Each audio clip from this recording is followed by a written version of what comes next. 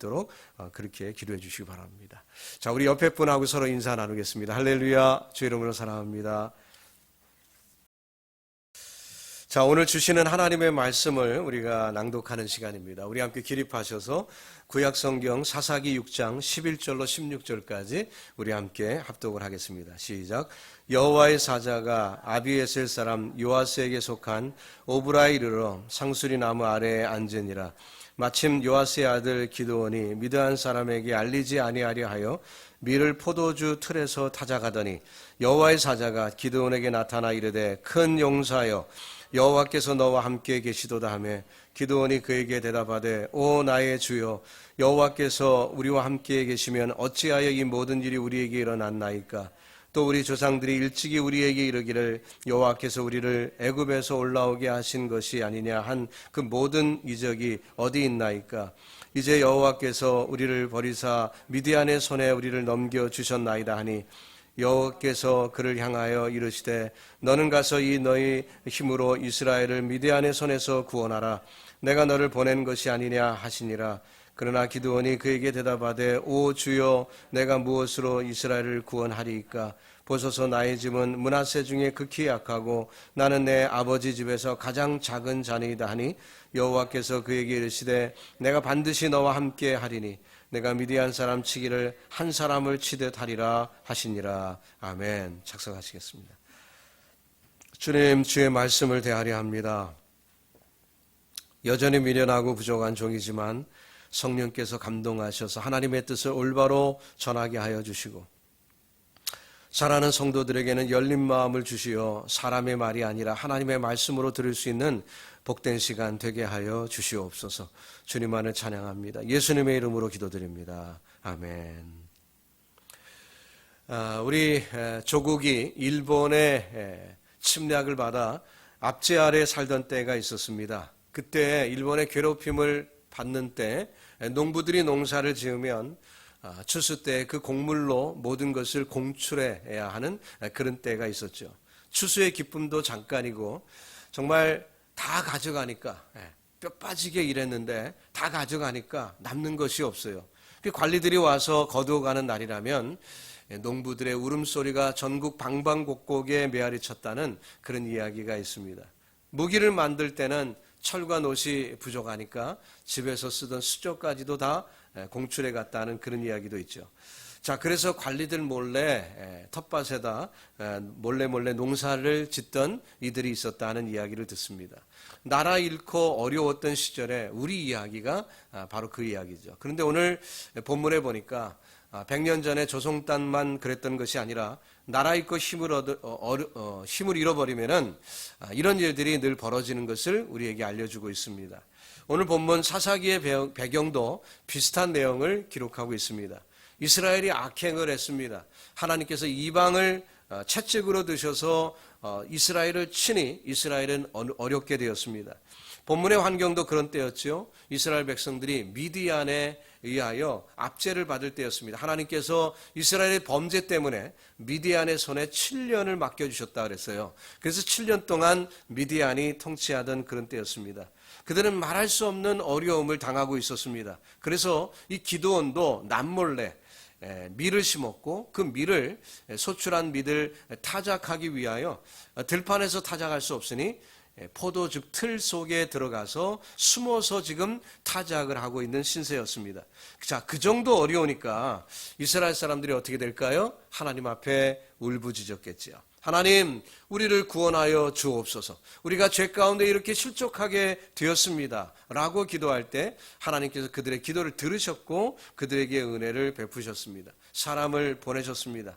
6장 7절과 8절에 보니까 이스라엘 자손이 미디안으로 말미암아 여호와께 부르짖었으므로 여호와께서 이스라엘 자손에게 한 선지자를 보내셨다고 얘기하고 있습니다. 하나님이 사람을 보내신 거죠.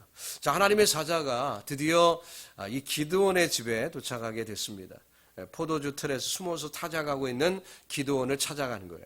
자, 숨어서 하고 있는데 갑자기 누가 찾아왔습니다. 얼마나 창피했을까요? 창피한 마음 가운데 하나님의 사자를 지금 대하고 있습니다. 하나님께서는 기드온에게 미디안에 대항하기 위해 군대를 모으라고 얘기했고, 그리고 아주 적은 숫자로 미디안을 결국에 물리쳤다 하는 내용이 쭉 여러분이 알고 있는 그런 내용이지요. 자, 이스라엘 전체가 교회를 상징하는 것입니다. 그렇기 때문에 우리가 이스라엘의 역사를 살펴보는 것은 오늘날 교회의 모습을 우리가 살피는 것이고, 이 시대에 우리에게 하나님이 무엇을 요구하시는지를 이스라엘 역사를 통해 알 수가 있습니다. 저와 여러분이 살고 있는 이 시대, 우리가 살고 있는 지금도 우리는 어려운 때를 맞고 있습니다. 바이러스로 인해서 팬데믹으로 모이기조차 어려운 상태가 되었고, 그렇기 때문에 경제는 엉망이 되어버리고 말았습니다. 자, 이럴 때 사람들은 더 움츠리게 되죠. 미국의 GDP가 38% 마이너스니까 이건 뭐 보통 얘기가 아니죠. 역사 가운데 이런 적이 없었어요. 미국이 수백 년의 역사가 있지만 이런 적은 초유의 역사입니다. 자, 이런 일을 우리가 지금 경험하고 있습니다. 그러니 얼마나 어려워요? 자, 그러니까 사람들이 다 움츠리게 되고 더 이기적이 되었습니다.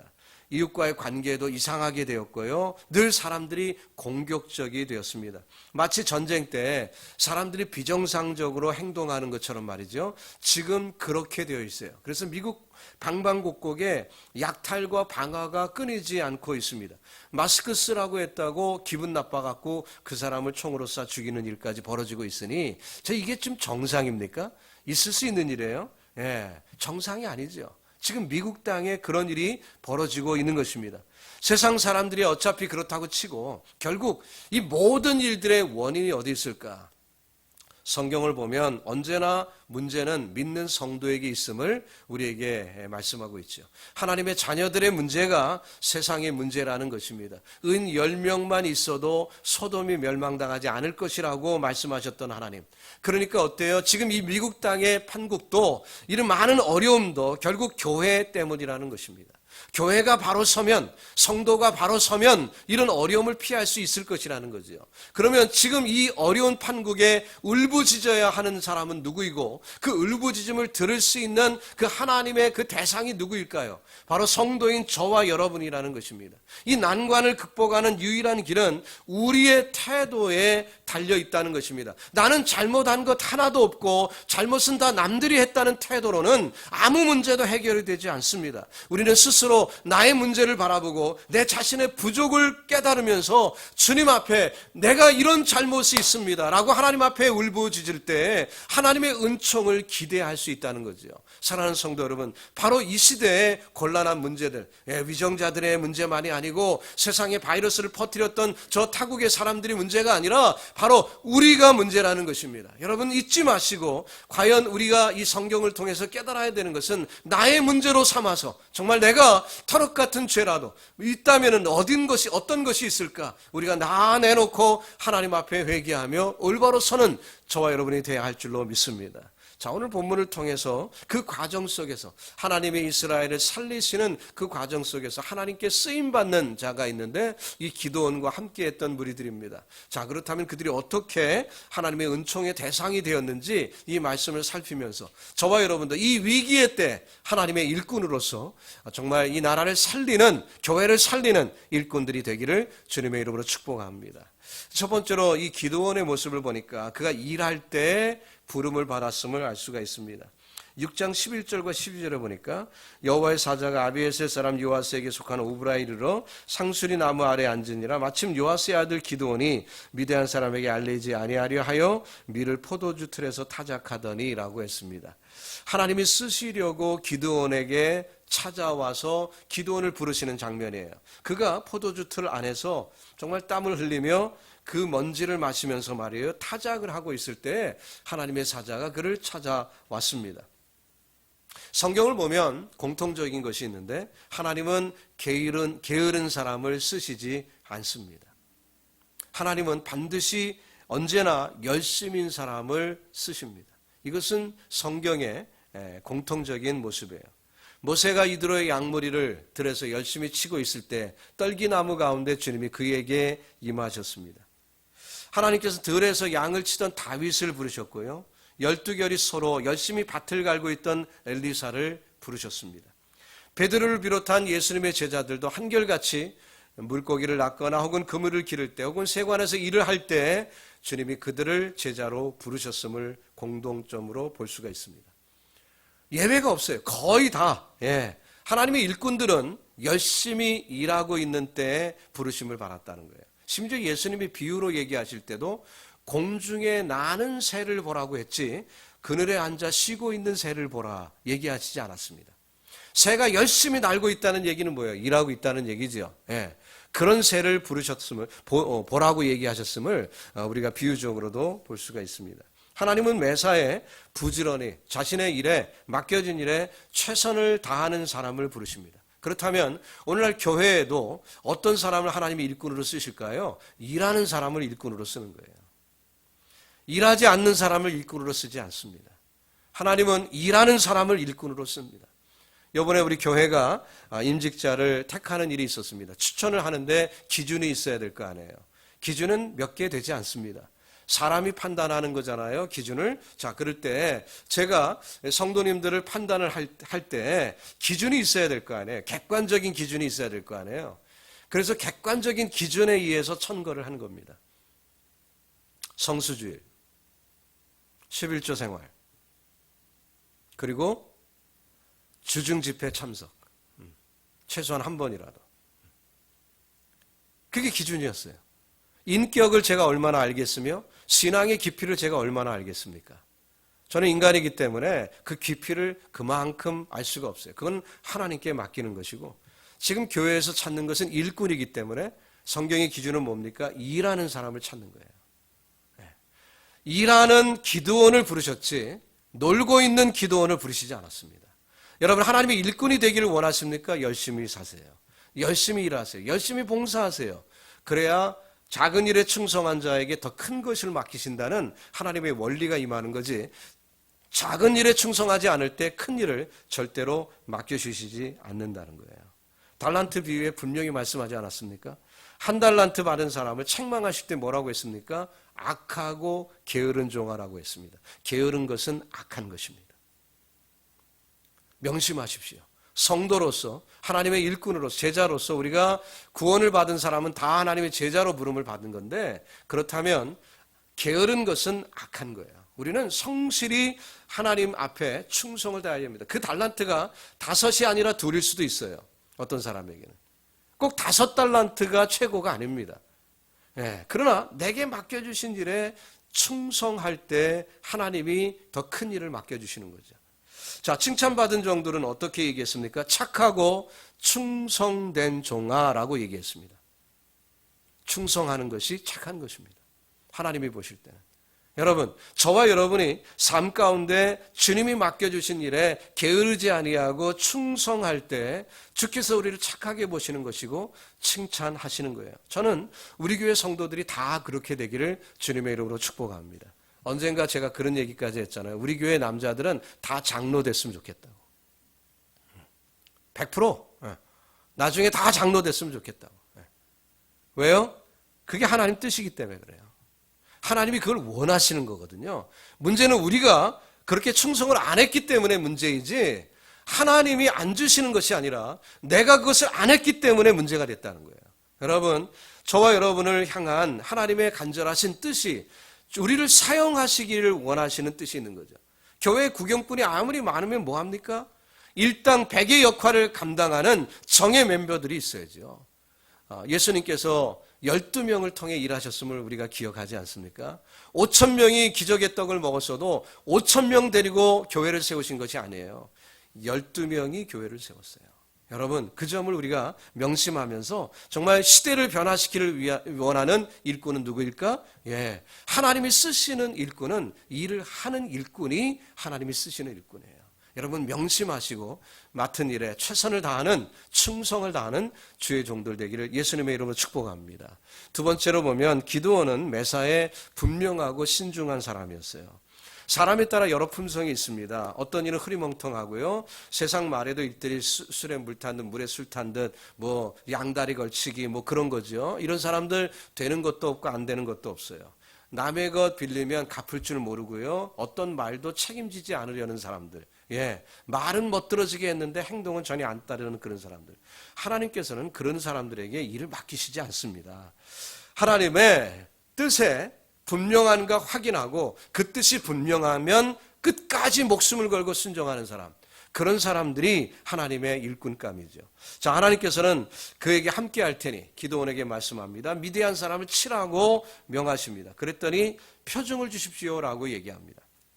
확인해야 되겠다는 거예요. 좀 건방져 보입니까? 아니죠. 신중한 거예요. 지금 상황이 어때요? 미디안이 그렇게 강력하게 그들을 7년 동안이나 통치하고 있었습니다. 그래서 지금 기도는 숨어서 타작하는 신세였어요. 자, 그러니 하나님이 너 군사들을 이끌고 미디안을 쳐라 이렇게 얘기할 때 이게 믿어집니까? 확인이 돼야 되죠. 그래서 하나님께 묻는 것입니다.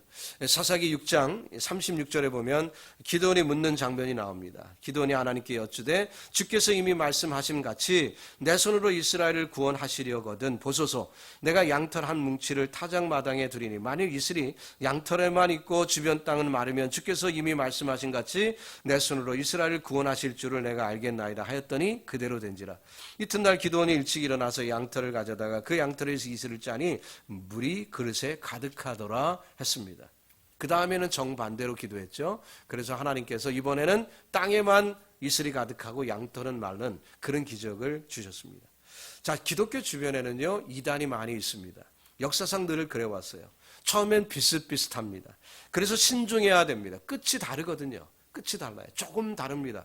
사도행전 17장 11절에 보니까 베레아에 있는 사람들은 데살로니가에 있는 사람들보다 더 너그러워 간절한 마음으로 말씀을 받고 이것이 그런가 해요. 날마다 성경을 상고했다. 이것이 그런가 해요. 확인하고자 했어요. 그것을 성경은 칭찬하고 있습니다. 세상에 이단이 많이 있습니다. 통일교, 몰몬교, 여호와의 증인, 전도관, 구원파, 시한부 종말론, 나열하자고 하자면 끝이 없을 정도로 이단이 많이 있습니다. 미국에 이민 와서 힘들고 어려울 때 누군가 잘 대해주고 좀 도와주면 그 도움이 고마워서 그냥 따라가면 곤란합니다. 성경 공부하자고 해서 이름도 모르는 곳에 가서 괜히 앉아 있다가 털커덕 잘못 영향을 받을 수도 있어요. 신중해야 합니다. 여러분이 그만한 판단력이 있고 분별력이 있다면 감사하죠. 그러나 분별력이 없다면 분별력이 있는 사람에게 부탁해야 될 것이고 분별력이 없다면 함부로 따라다니면 곤란합니다. 성경을 보고 신중하게 판단을 해야 돼요. 예수님 말씀하기를 열매를 보고 그들을 안다고 했어요. 열매는 그냥 처음부터 맺히는 게 아니지요. 그래서 이단을 살피려면 길게 봐야 돼요. 한 번에 알 수가 없습니다. 저 사람 참 좋은 사람이야. 얼마나 잘해주는지 몰라. 털커덕 그냥 걸려드는 거예요. 그게 작전이거든요. 그들은 설계를 합니다. 한 사람을 그들에 끌고 가려면 설계를 해요. 계획을 해갖고 다 짜갖고 사람을 만나고 그렇게 해서 당신도 어쩌고 저쩌고 그렇게 해갖고 끌고 가는. 여러분 말씀의 거울에 비춰봐야 돼요. 말씀의 거울에 비춰봐야 돼요. 말씀에서 어긋나면 틀린 것입니다. 그 사람이 아무리 좋은 사람이고 착한 사람이고 우리가 세상 사람 판단할 때 쓰는 기준들에 맞춰 볼 때 참 좋은 분으로 그렇게 판단이 된다 할지라도 말씀의 거울에 비춰봐서 아니면 아닌 거예요. 우리 분명한 판단이 있어야 되겠죠. 기드온은 신중했습니다. 하나님의 뜻이 분명한지 신중했습니다. 그러나 일단 결정이 된 다음에는 그것이 확실한 다음에는 뒤돌아보지 않습니다. 목숨을 걸고 충성합니다. 그 말이 하나님의 말씀이 자신의 상식과 맞지 않아도 순종하며 나아갑니다. 교회 일꾼은 그래야 되는 거죠. 하나님의 일꾼은 그래야 됩니다. 하나님의 일꾼은 일단 하나님의 뜻인가 분명하면 일단 분명한 다음에는 남들의 눈치 보지 않습니다. 사람들의 눈치 보지 않습니다. 이러면 사람이 기분 나빠하고 그런 거 상관없어요. 하나님의 뜻대로 순종하며 나아가면 되는 것입니다. 그 다음엔 하나님이 책임져 주시는 거니까. 여러분 확실한 믿음 가운데 나아가십시오. 최선을 다합시다. 하나님의 뜻 가운데 주님이 응답해 주실 줄로 믿습니다. 세 번째로 보면 기드온은 하나님 중심의 사람이었어요. 하나님 중심의 사람. 사사기 7장 2절로 3절을 또 읽어봅니다. 여호와께서 기드온에게 이르시되 너를 따르는 백성이 너무 많은즉 내가 그들의 손에 미디안 사람을 넘겨주지 아니하리니 이는 이스라엘이 나를 거스러 스스로 자랑하기를 내 손이 나를 구원하였다 할까 함이니라. 이제 너는 백성의 귀에 외쳐 이르기를 누구든지 두려워 떠는 자는 길르앗산을 떠나 돌아가라 하라 하시니 이에 돌아간 백성이 22,000명이요 남은 자가 10,000명이었더라.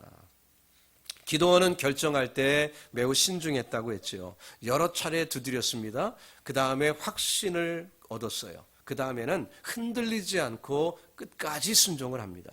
자, 하나님께서 군사를 모집하라고 해서 모았더니 32,000명이 모였습니다. 사실 미디안과 싸우려면 적은 숫자입니다. 그런데 하나님은 너무 많으니 줄이라고 얘기하십니다. 두려움이 있는 사람들 돌아가라 그랬어요. 7장 12절에 보니까 미디안 사람이 얼마나 많은지요. 메뚜기 떼 갖고 바다에 모래 같다 그랬어요. 오늘 데니 목사님 설교에 보니까 한 컵 안에 밀리언 100만 개 이상 엄청난 그런 그 모래알이 있다 그랬는데 미디안 사람이 그렇게 바다에 해변가에 모래 같다고 이렇게 얘기했습니다. 그런데 32,000명 갖고 뭘 할 수 있겠습니까? 한 명이 아쉬운 때죠. 그런데 돌려보내라고 그래요. 어려운 순종이죠.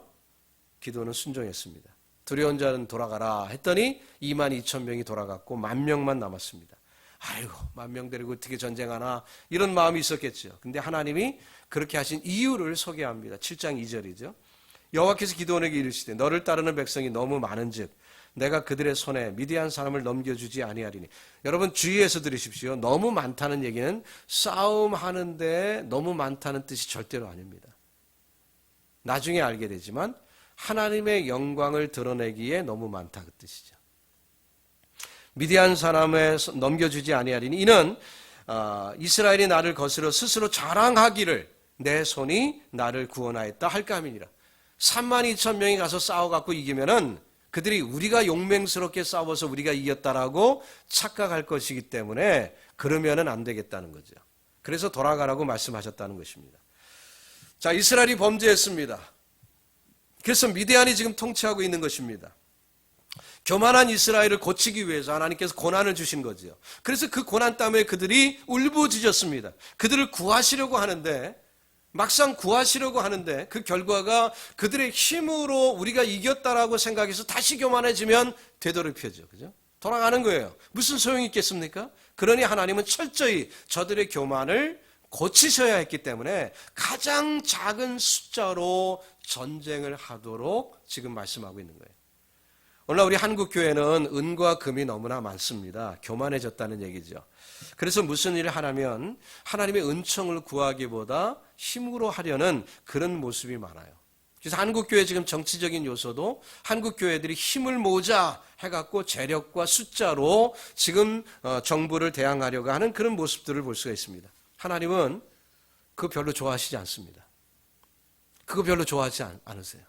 숫자로 정부에 대항하는 것, 그건 크리스찬들이 하는 방법이 아니에요. 중세 때 교회가 잘못한 것이 뭡니까? 십자군 전쟁이었어요. 숫자로 저 예루살렘을 탈취하려고 했던, 무력으로 탈취하려고 했던 어리석음, 그 하나님의 방법이 아닙니다. 자, 기드온에게도 하나님은 그것을 말씀하시죠. 10,000명 남았는데 그것도 많다 말씀하십니다. 그래서 물가에 내려가서 물 먹는 모습 관찰하라고 그랬어요. 그래서 손으로 움켜대고 주위를 살피는 사람만 고르라 했더니 300명밖에 없습니다. 9,700명은 개처럼 입을 대고 핥아먹었어요. 그 다 돌려보내라고 했습니다. 하나님 말씀에 순종했습니다. 300명밖에 안 남았어요. 근데 기드온에게 이 300명만 데리고 전쟁에 나가라는 거예요. 상식적으로 도저히 이해가 안 되는 부분이죠. 기드온 자신도 물론이었을 것이고 병사들도 우리 갖고 뭐 한다는 얘기지? 우리가 뭐 해야 되지? 우리가 전쟁 나가는 거 맞아? 하는 그런 생각이었겠죠. 그러나 저들에게도 하나님 중심의 절대 신앙이 없었다면 아무도 따라 나서기 어려웠을 거예요. 그런데 이 기드온과 300명의 군사는 절대로 하나님만 의지했습니다. 절대적으로 하나님만 의지했습니다. 오늘날 우리에게도 이런 신앙이 필요합니다. 사람의 재간과 사람의 방법을 떠나서 하나님의 말씀에 전적으로 의지하는 신앙이 필요합니다. 여러분, 목회자가 혹시 목회를 잘못하고 있으면 말씀 들이미세요. 성경에 보니까 목사님 지금 목회를 잘못하고 계십니다. 이러면 제가 순종합니다. 제가 잘못했다고 얘기할 거예요. 그러나 여러분들이 사람들의 방법에 의하면은 목사님 잘못했는데요. 그러지 마시고 목사님 이렇게 얘기하는 것은 의미가 없습니다. 교회가 바로 가려면 말씀의 거울에 비춰봐야 돼요. 기드온은 하나님의 말씀을 확인했습니다. 그렇기 때문에 300명 데리고 나간다. 목숨을 이미 걸었기 때문에 흔들림이 없이 나가는 거예요. 이런 신앙이 필요해요. 그래야 역사를 만드는 거예요. 예? 아직도 우리가 세상적인 방법으로 세상적인 것 가지고 판단하고 있으면 역사는 벌어지지 않습니다. 하나님의 능력은 나타나지 않습니다. 여러분, 우리가 하나님의 능력을 기대하고 있다면 하나님의 방법으로 해야죠. 순종해야 되는 것입니다. 베드로와 요한이 성전에 기도회로 올라갔습니다. 성전 미문 앞에 나아갔는데 나면서부터 걷지 못한 사람이 앉아 있어요. 구걸을 하고 있습니다. 만일 베드로와 요한이 그때 물질이 조금 있었다면 조금 적선하고 말았겠지요. 몇 푼 그냥 주고 말았을 것입니다. 너그러운 마음이지요. 만일 그랬다면 그날 하나님은 영광을 받으시지 못했을 것이고 그 안진뱅이가 일어나는 기적의 역사도 일어나지 않았을 것이고 그가 구원받는 일도 그날은 벌어지지 않았을 거예요. 차라리 없는 것이 유익했고 베드로와 요한은 하나님을 절대로 믿었습니다. 그리고 그에게 구원받을 만한 믿음이 있는 것을 봤기 때문에 예수님의 이름으로 일어나 걸으라 할 때 순종한 자에게 능력이 나타난 거예요. 합작품이라는 거죠. 하나님을 절대로 믿는 자들의 합작품이 기적의 역사이고 그걸 통해 하나님은 영광을 받으신 것입니다. 그것을 아는 바울은 약할 때 곧 강함이라고 얘기했어요. 우리가 육신적으로 인간적으로 약해 보이지만 그것이 영적으로는 더 강하게 만드는 계기의 힘을 말씀하는 거죠. 하나님의 신비가 거기 있는 것입니다. 사랑하는 성도 여러분, 저와 여러분이 오늘 이 말씀을 읽을 때 분명히 착각하지 말아야 하는 부분이 하나 있어요. 제가 지금 기드온과 따르는 사람들의 신앙과 그들의 모습을 얘기했기 때문에 혹시 우리가 착각할 수 있습니다. 기드온과 300명의 용사는 위대했다. 그들은 정말 대단했다. 오늘 성경이 그것을 이야기하려고 하는 것은 아닙니다. 오해하지 마십시오. 오늘 본문 조금 전에도 제가 말씀드렸듯이 그들이 했다라는 것이 아니라 하나님이 하셨음을 보이기 위하여 숫자 줄이셨다고 했어요. 그래서 오늘 말씀의 중심은 그들의 용맹성이 아닙니다. 300명이 물을 개처럼 핥지 않았기 때문에 주위를 살피고 물을 떠먹었으니까 그들이 합당한 일꾼이다. 그런 얘기 아닙니다. 그들의 용맹성이 중요한 게 아니에요. 더 중요한 것은 하나님이 하셨다는 거죠. 하나님이 하셨다. 어쩌면 하나님은 300명조차도 필요 없었을지도 몰라요.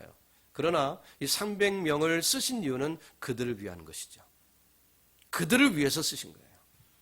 하나님이 저와 여러분에게 일꾼으로 일을 맡겨주십니다. 그럼 일꾼으로 일을 맡겨주실 때 우리를 위한 거예요. 우리가 일함으로 인해서 하나님의 영광에 동참하고 하나님의 승리를 맛보라고 우리에게 은혜를 주신 거죠. 저들은 300명과 기도원은 목숨을 걸었어요. 그들에게 주신 축복은 뭐죠? 승리의 기쁨이에요. 그들은 하나님께 영광을 돌렸습니다. 날 때부터 안진뱅이 됐던 자가 물질 덕선 조금 받으려고 거기에 앉아 있었지만 그가 예수의 이름으로 구원을 받았을 때 하나님께 영광을 돌렸어요. 누가 영광을 받으신다고요? 하나님. 누가 하셨기 때문에? 하나님이 하셨기 때문에.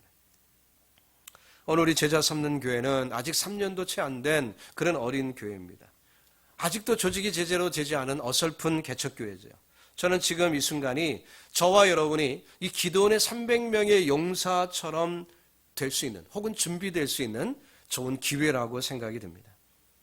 하나님이 우리에게 일꾼으로 부르시고 일을 맡겨주시면 일할 수 있는 기회가 우리에게 주어져 있습니다. 우리 교회가 큰 건물이 있다든지 많은 숫자의 성도가 모였다든지 혹은 우리 교회가 조직이 잘 되어 있다든지 이러면은 어떤 일을 할 때 그 교회의 이름이나 혹은 목사나 성도가 영광을 받을 수도 있겠죠. 그러나 우리 교회가 온전히 하나님의 영광의 도구가 될 수 있는 때가 바로 지금이라는 거죠.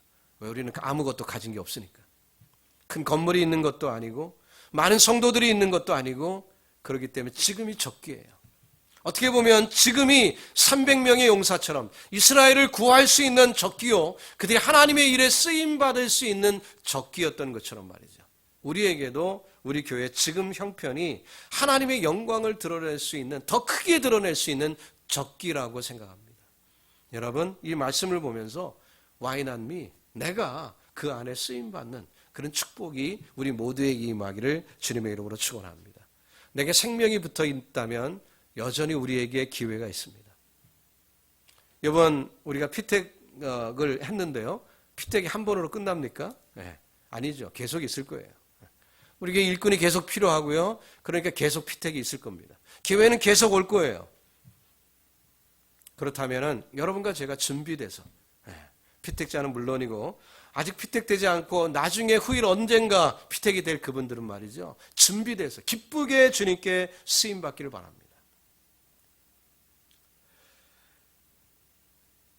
정말 교회를 새로 개척하면서 소원이 있었습니다. 그거는 그저 한국교회 썩어가고 있는 이때 썩은 물에 그냥 물 한 방울 떨어뜨리는 썩은 교회 하나로 그냥 세워지기를 바라는 마음은 절대로 없었죠. 이것은 목사의 소원이 아니라 여러분과 저 모두의 소원이고 하나님의 뜻이올 줄 믿습니다.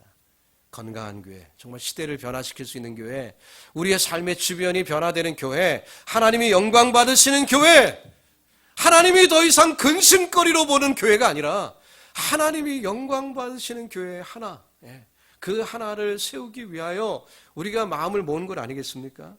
그렇다면 기드온의 300명의 용사와 같은 그런 축복이 오늘 우리에게 있기를 바랍니다. 하나님의 일은 세상 일과 다릅니다. 여러분, 주님께 쓰임 받으셔서 주님의 영광을 드러내는 축복의 성도들 다 되기를 예수님의 이름으로 축복합니다. 기도하겠습니다. 하나님, 하나님의 일과 세상의 일이 다름을 압니다. 그런데 우리는 여전히 세상에 섞여 이 썩은 물의 진흙탕 속에 교회도 세상적인 방법으로 해석하고 세상적인 방법으로 이끌려고 하는 그런 오류가 너무나 많습니다. 하나님, 우리 교회가 오직 하나님의 이끌림 받기만을 원합니다. 우리는 이름이 온데간데 없고 예수님의 이름만 드러내기를 원합니다. 주여, 우리 교회 그런 교회 되게 하시고 이번에 피택자들이 다 그렇게 쓰임받는 피택자들이 되게 하시어 한 분이라도 그 직분이 명예직인 것을 생각지 아니하도록, 주여, 세상에 어떤 권리와 야욕에 물들어 있는 그런 일에 우리 교회에 벌어지지 아니하도록 하나님 함께하여 주시고, 정말 하나님이 하나님의 뜻에 쓰임받기 위하여 정말 무익한 종의 그 자세로 쓰임받는 일꾼을 택하시는 하나님의 방법으로 이번에 정말 임직자들이 택함 받음을 우리가 분명히 깨닫게 하여 주시고, 그래서 우리 온 성도들이 서로 위하여 격려하며 기도하며 세울 수 있는 아름다운 일이 우리 교회에 있도록 주님 함께하여 주옵소서. 주여, 이번 피택과 임직으로 시험 드는 자 하나 없게 하여 주시옵시고, 아버지, 온 백성이 한 가지로 주님께 영광 드리는 귀한 교회, 한 마음 한 뜻이 되어 주님의 영광만을 생각하는, 자신의 이익과 자신의 명예와 자신의 체면이 아니라 하나님만 생각하는 우리 교회 되게 하여 주시옵소서. 예수님의 이름으로 기도드립니다. 아멘.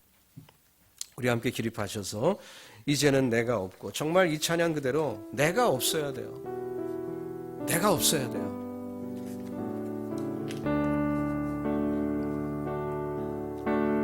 이제는 내가 없고 오직 예수님만, 내 안에 살아계신 오직 예수님만 찬양하며 살리라, 예배하며 살리라. 내 안에 계시는 오직 예수님만. 이제는 내가 없고 예수님만, 내 안에 살아계신 오직 예수님만 찬양하며 살리라, 예배하며 살리라. 내 안에 계시는 오직 예수님만.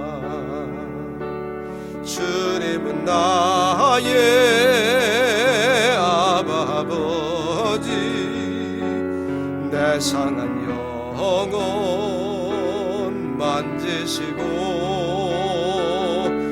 주님은 나의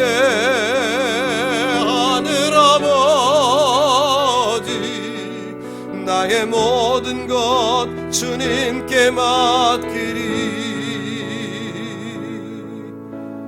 이제는 내가 없고 오직 예수님만 내 안에 살아계신 오직 예수님만 찬양하며 살리라 예배하며 살리라 내 안에 계시는 오직 예수님만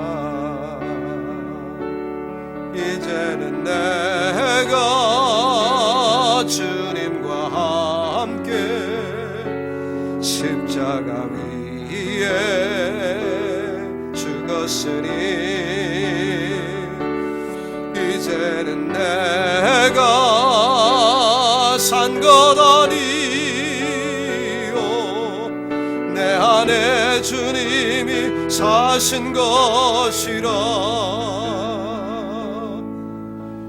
이제는 내가 없고 오직 예수님만 내 안에 살아계신 오직 예수님만 찬양하며 살리라 예배하며 살리라 내 안에 계시는 오직 예수님만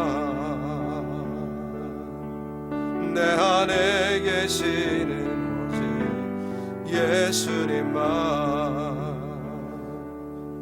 이 시간 우리 말씀을 기억하며 기도하는 시간입니다. 그렇습니다. 이제는 내가 내 안에 없고 오직 예수님만 사는 축복이 있기를 바랍니다. 하나님의 일은 세상의 일과 다릅니다. 세상적인 직분과 세상적인 방법으로 하나님의 일을 혼돈하지 마십시오. 혹시 우리가 그러고 있었다면 이 시간 정말 우리가 정화되는 이 시간 되기를 원합니다. 하나님의 일꾼은 오직 주의 영광만을 위하여 일하는 거예요. 하나님만을 바라보며 일하는 것입니다. 아직도 내가 살아있고 아직도 내가 중심이 되었다면 주님 앞에 나를 지우는 이 시간 되기를 바랍니다. 우리 주여 한번 외치고 기도하겠습니다. 주여! 살아계신 아버지 하나님, 주여 나간 저희들을 용서하여 주시옵소서. 아버지 우리의 부족을 용서하여 주시옵소서. 하나님의 방법과 세상의 방법이 다르고 하나님의 일과 세상의 일이 다르고 하나님의 직분과 세상의 직분이 다른데 주여 우리는 여전히 혼돈하고 있습니다. 세상의 흙탕물과 썩는 곳에 섞여 있다 보니 교회가 썩었고 그 썩은 물에 흔들려 살고 있다 보니 우리는 오염이 되고 말았습니다. 하나님이여 세상 물에 흙탕물에 섞여있던 우리가 세상에 오염이 돼서 세상 방법으로 살았고 세상 방법으로 교회 생활을 했습니다. 하나님의 어리석은 저희들을 용서하여 주시고 아버지 이 시간 올바로 정화되기를 원합니다. 그리스도의 보혈로 정화되기를 원합니다. 하나님의 우리를 씻어주시옵소서. 맑게 씻어주시옵소서. 이제는 나는 온데간데 없고 오직 하나님만 보이는 축복을 경험하기를 원합니다. 하나님만 보기를 원합니다. 하나님의 능력만 나타나기를 원합니다. 주님이 우리를 주관하여 주시고 은혜로 채워주셔서 하나님만 보게 하시고 하나님만 영광 나타내며 하나님만 의지하며 나가는 저희들 되게 하여 주시고 내 주여 인도하여 주시옵소서. 우리의 부족과 우리의 연약을 아시는 아버지 돌보아 주시옵시고 하나님의 때에 부름받은 주의 백성들 주여 주님의 불쌍히 여기셔서 아버지여 세상에 살고 있지만 세상의 허탈한 물에 물들지 아니하도록 도와주시고 오로지 주님을 바라보며 주님의 뜻대로 하나님만 바라보고 하나님의 영광만을 위하여 사는 저희들 되게 하여 주시고 아버지 주여 나를 위한 하나님의 뜻이 무엇인지 분명히 깨달아서 아버지 주의 뜻대로 순종하는 저희들 될 수 있도록 내 아버지여 인도하여 주시옵소서. 아버지 하나님의 방법은 세상의 방법과 다름을 분명히 보았습니다. 주님이여 저들에게 은혜를 허락해 주시옵시고 아버지 우리 교회가 살아있는 교회 되어 하나님의 영광 나타낼 수 있는 저희들 될 수 있도록 내 아버지 인도하여 주시옵소서. 주님이 주관하여 주시옵소서. 이제는 내가 없고 오직 예수님만 내 안에 살아계신 오직 예수님만 찬양하며 살리라. 예배하며 살리라. 내 안에 계시는 오직 예수님만. 내 안에 계시는 오직 예수님만. 주여, 헌탁한 물에 섞여 살다 보니 때가 묻고 그 오염된 것이 침투되어 교회도 썩고 있습니다. 세상과 교회가 다르지 않고 정말 교회의 모습이 순결한 보석과 같이 빛나야 할 터인데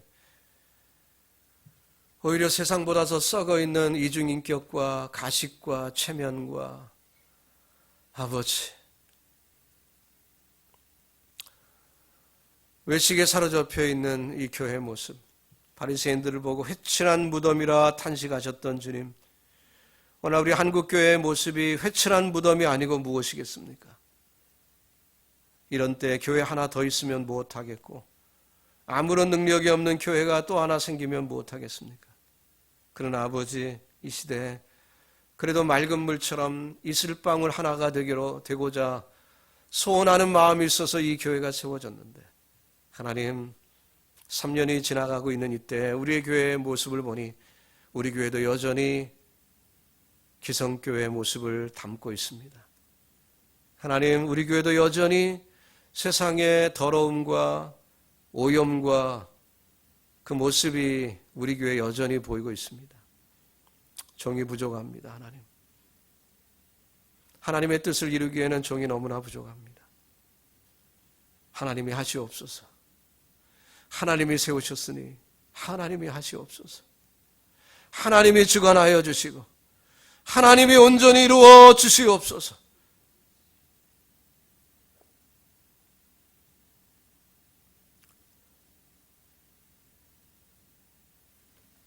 종에게 자격이 없다면 하나님은 종을 없애주시옵시고 이 재단에 새로운 목사를 세워주시옵소서. 종에게 능력이 없다면 하나님 능력 주셔서 감당케 하여 주시고 하나님 주님의 뜻을 이루어 주시옵소서. 종은 목사가 아니어도 좋습니다. 저는 목회를 안 해도 좋습니다. 그저 소원이 있다면 하나님이 기뻐하시는 교회 하나가 이루어지기를 원하는 마음 하나뿐입니다. 아버지, 주께서 이루어 주시고 주께서 인도하여 주옵소서. 이제는 우리 구주 예수 그리스도의 은혜와 아버지의 끝없는 사랑하심과 성령님의 충만하심이 수정 같은 교회, 이슬 같은 교회, 비록 세상의 눈에 보기에는 대단한 능력도 없고 힘도 없고 숫자도 없어 보이지만 하나님을 기쁘시게 하는 교회 되기를 소원합니다. 오 주여, 그 마음으로 주를 위하여 비록 부족하지만 쓰임받기를 원하는 주의 종들 머리머리 위에 성부와 성자와 성령의 동행함이 이제로부터 영원토록 함께 있을지어다. 아멘.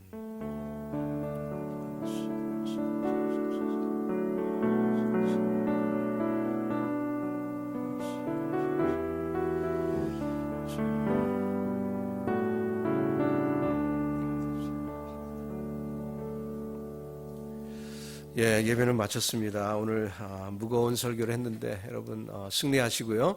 한 주간 동안 또 주의 자녀답게 세상을 이기는 주의 백성들 되길 바랍니다.